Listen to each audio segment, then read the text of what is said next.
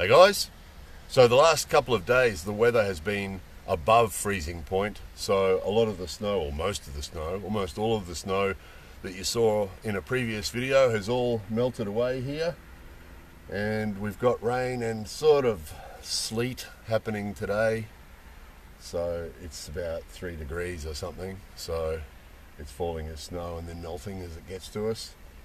So it's wet and cold. However, I exchanged some emails. I got an email from one of our PayPal supporters who lives in Japan with his Japanese wife, and who we won't identify, but I'll just give you a bit of a story so that you know where this is coming from.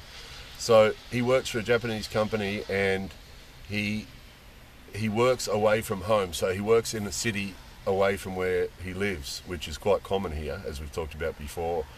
And he stays in a hotel Monday to Friday and then goes home to his family for the weekend. However, this week one of his co-workers caught COVID, and just a co-worker, right, not him. And so he told his wife that, and she said, "Oh, you'd better stay there." So of course he looks forward to going home, seeing his kids and his wife on the weekend. However, she said, you better stay there. You better not come home because the kids might catch COVID from you, right? So it's really hard. So look, not just COVID. I mean, it's just life in general. So just a few things to start off with. First one is, whenever statistics are published about the success rate of marriages between Japanese people and non-Japanese people, it's usually fairly scary. The percentage of marriages between Japanese people and non-Japanese people that fail is really, really high. Obviously, there's lots of reasons for that. Those of you who've watched our videos over the years would have a pretty good idea why already. But, there's a whole heap of complications. I mean, any two people of any nationality and any sexuality and any whatever, two human beings living together is always a challenge, isn't it? Anybody who's ever done it knows that it's always difficult, isn't it? Whatever your relationship is, two people living together is always difficult. However, when you take a Japanese person, now I'm going to speak mostly about Japanese ladies with non-Japanese men because that's my background, right? That's the area I have some knowledge of, and also not just my experiences, but lots of other people that I know. It's actually more common. It's more common for Japanese ladies to marry non-Japanese men than it is for Japanese men to marry non-Japanese ladies, for a number of reasons that we won't get into right now. But obviously, it's going to be difficult for two people of any type living together. However, when you have this situation happening, you've got cultural difference, which is massive. Japanese culture is different from any culture in the world, and so you've got that is huge, right? And then you've got the fact that in this case we're talking about a man and a lady, which is, men and women are usually fairly different, aren't they? So you've got that complication as well. The other huge thing is, one of you has to give up your country. Now, I don't have a lot of experience, I don't have any experience of living with a Japanese lady outside Japan. So I've got no experience of living with a Japanese lady outside Japan. The only experience I've got is living with Japanese ladies inside Japan. And most of the guys I know are in the same boat. So obviously it would be different if you were living with a Japanese lady in your own country, but generally what happens in that case is they can't hack it because of the cultural difference, and they come home. And the statistics of that is really, really high as well, because one of you has to give up your country and your culture and your family and your friends. And that's a big thing to do. Just to go live in another country with a totally different culture, give up your culture, give up your country, give up your friends and family and everybody else. And that's a really hard thing to do. And because the other thing is, a lot of the stuff we make videos about, a lot of you guys from around the world, from other countries, all go, "Oh, that's crazy stuff," right? And from an outsider's point of view, a lot of the stuff in Japan is insane, But remember, from their point of view, it's all perfectly normal. So that's a really hard thing to live with, is that you're getting these situations all the time where you think, these guys are insane, these guys are crazy. But if you react to any of it, they think you're crazy, because as far as they're concerned, of course, it's all normal. And they'll say to you, "Oh, futsu, it's normal. It's normal." I had an English-speaking Japanese friend who used to say to me all the time, "It's normal, I think. It's normal, I think." He used to drive me crazy. All this insane stuff we'd talk about. "No, it's normal, I think," he'd say. and futsu they say in Japanese, you know.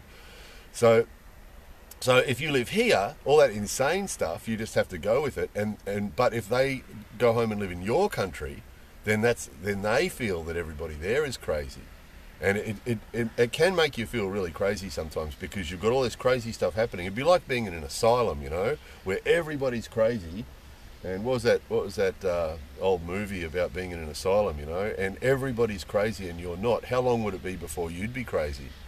And I don't mean it makes you feel insane. It makes you feel insane sometimes. It's just like, oh, you know? That's another reason I make these videos.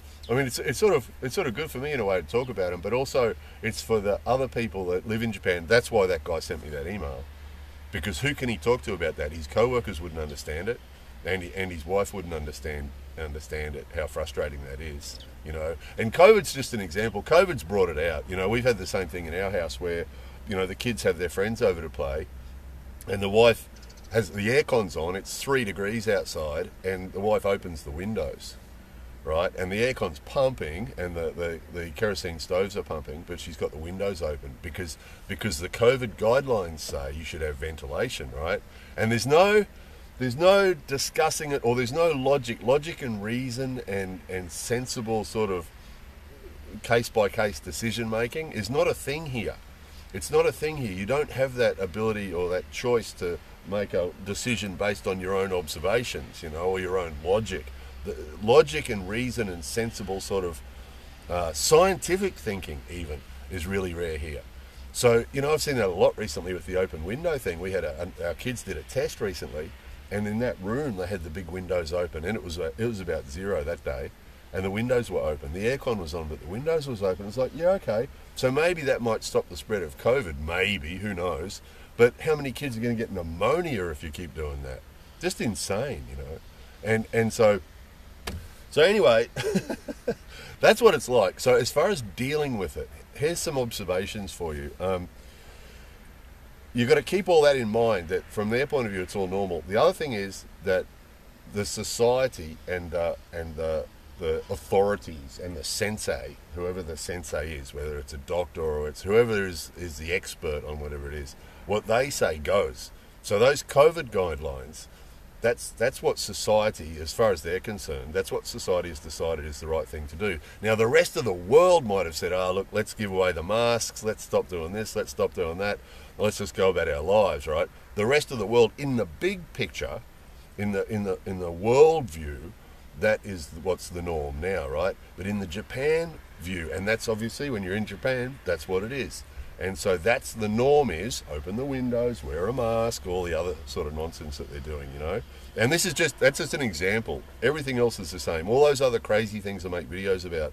You know, if you live on your own in Japan in an apartment, when you leave your apartment, you have to do all that crazy stuff. You know, when you go to work or whenever you're out in public, you have to do all those crazy things. You have to wear the mask, you have to wash your hands with alcohol, you have to behave in the ways that everybody else is expected to, you know.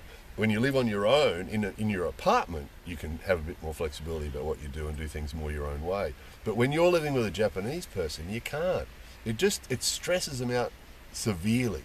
So my observations are that we have to accept most of it. You know, usually those relationships that fail, it's because one of the people can't accept what the way things have to be, the way you have to live. And when you live in Japan and your Japanese wife, one of my foreign friends told me years ago, his wife said to him, you're in Japan, you have to be Japanese, right? Which is pretty harsh, but that's generally the thinking.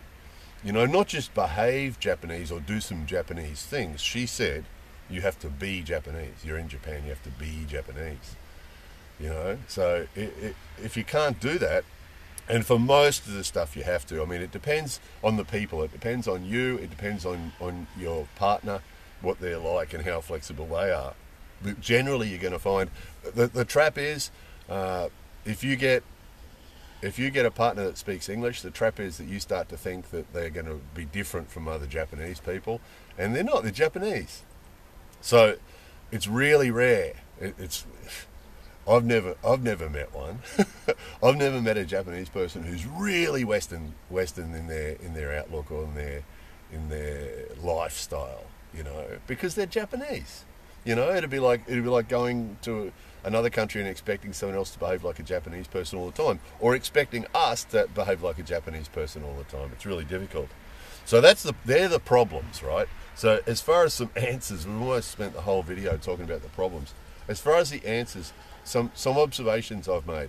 One is choose your battles, because you can't be challenging everything that happens, and you have to accept the things that you can't. So in circumstances where there's other people, you best off not doing anything. That situation with the kids coming over and the wife opening the windows, her fear is that the kids will come to our house and get COVID.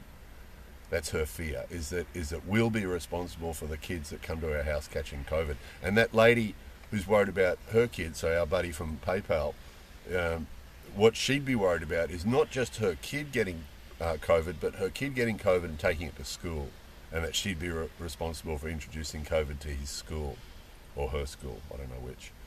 So that's their fear. It's not their own personal situation they're worried about. It's the group situation, because most of these things come back to the thinking about the group, you know, and that if you try to do something different from what the group's doing. Some of you remember I said years ago, or a few times over the years, that my wife said when we first met, a few situations had come up, and one day she got really, really pissed off and said to me, "You think you're smarter than everybody else."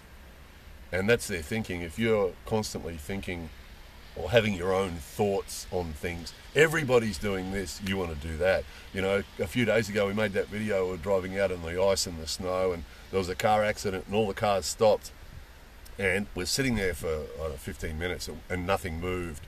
And then I looked, and between, there was two lanes of cars, and between the car beside us and the one in front there was a gap, and I was in my little K car, and I thought, if I go across there I can go up that little side street and go around all this.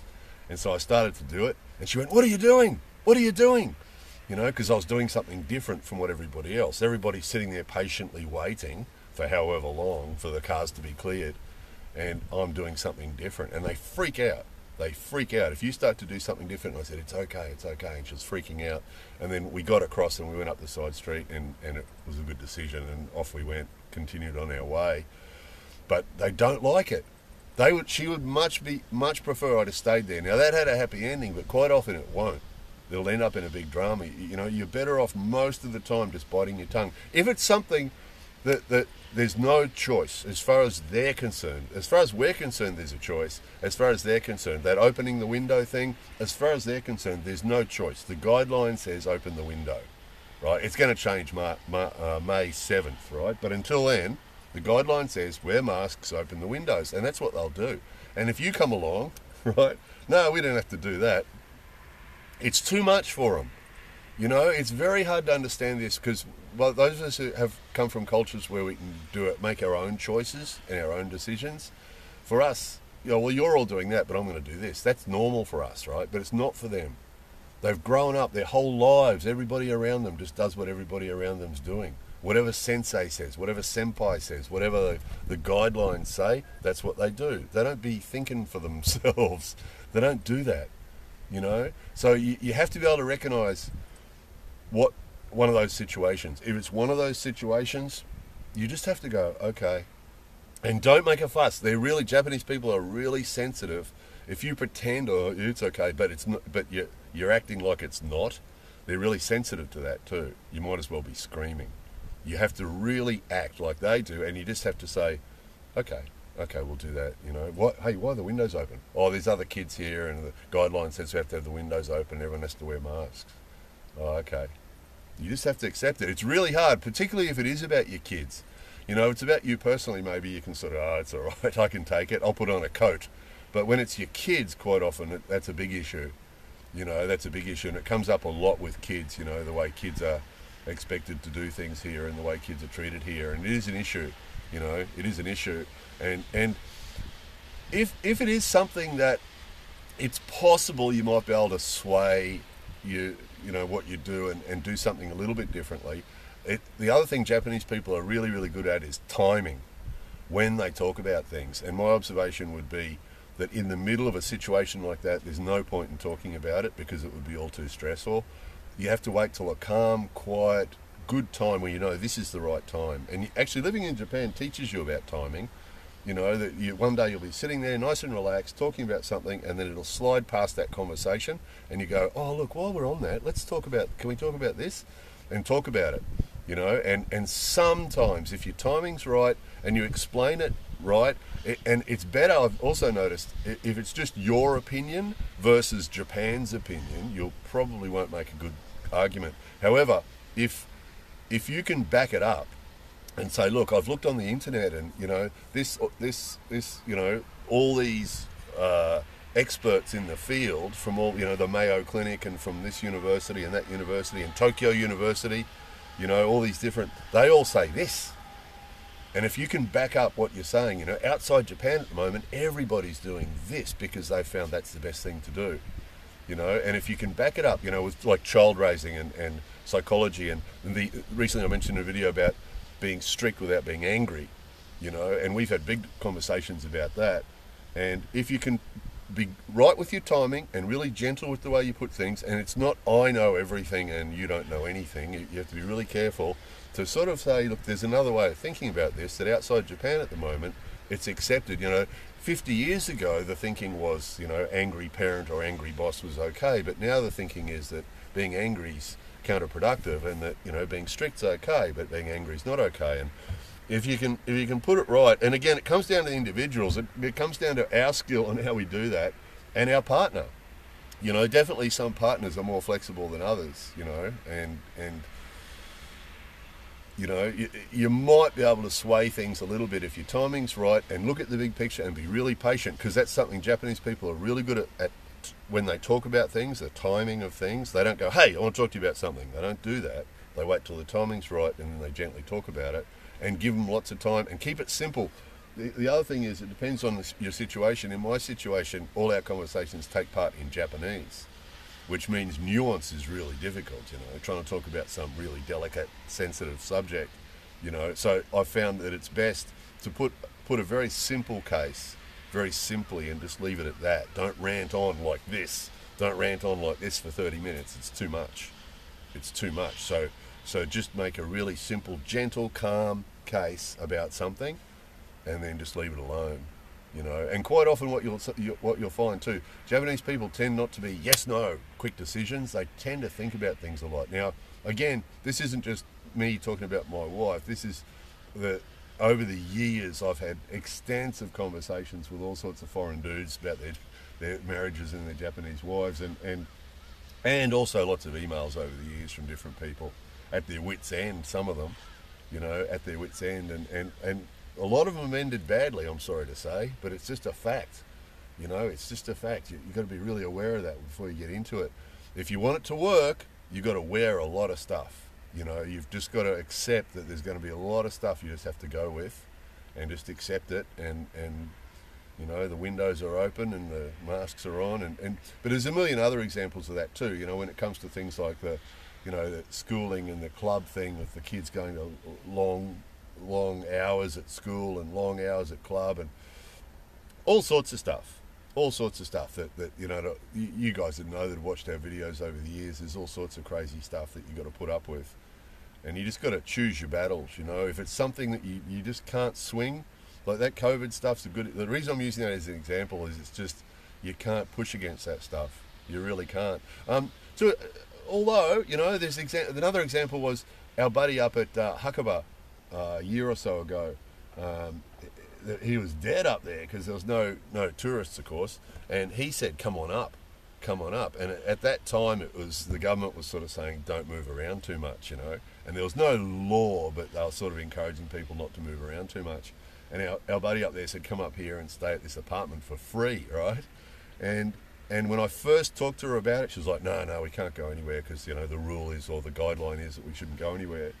And I said, oh, okay then, okay. My thinking was that if we went up there now, there wouldn't be any people up there, and so we wouldn't be close with other people. We'd be up on the mountains on our own. So, you know, the chances of catching, and really gently, right? This was my thinking. Oh, you don't want to go, that's okay, that's okay. The reason I was thinking about it was that when we go up on the mountain, that there won't be any people up there. We can sort of have a walk around and see lots of stuff, and there'll be no people up there, so, you know, the COVID risk will be low.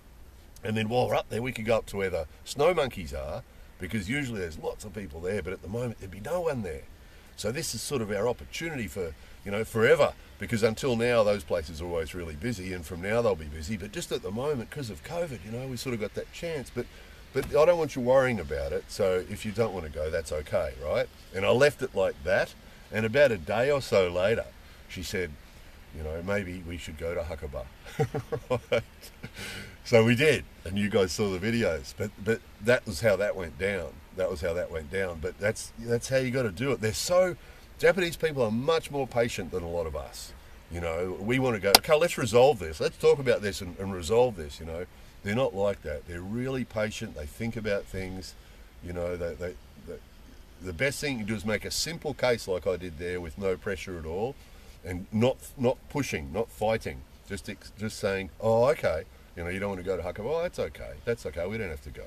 But my thinking was, you know, that we could go now. Just put it like that. And after a couple of days, she decided. So you can have wins. You can have wins, but you've got to accept. If it's a group thing where the group has said, or the other people have said you shouldn't do this, chances are, I was a bit surprised by that when I'd given up. I'd decided after that conversation, I decided it wasn't going to happen. I thought I'd made my case pretty well, but it probably wasn't going to happen, and I'd accepted that. And then a couple of days later, she said, I thought about Hakuba, maybe we should do it. I'm like, yeah, a win. But they're rare. They're really rare, you know. And how you behave, you've got to stay cool. You've got to stay cool. You know, a lot of us come from cultures where it's okay to lose it and get pissed off, and then later on say, oh, look, sorry, I lost it.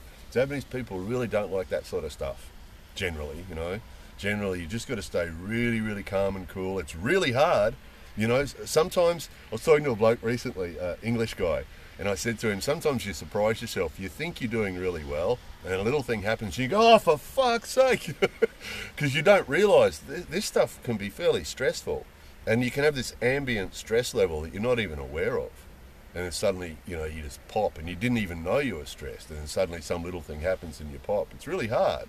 It's really, really hard. I'm going to finish this video by saying, living in Japan permanently can be really, really hard for most people. Most people can't hack it.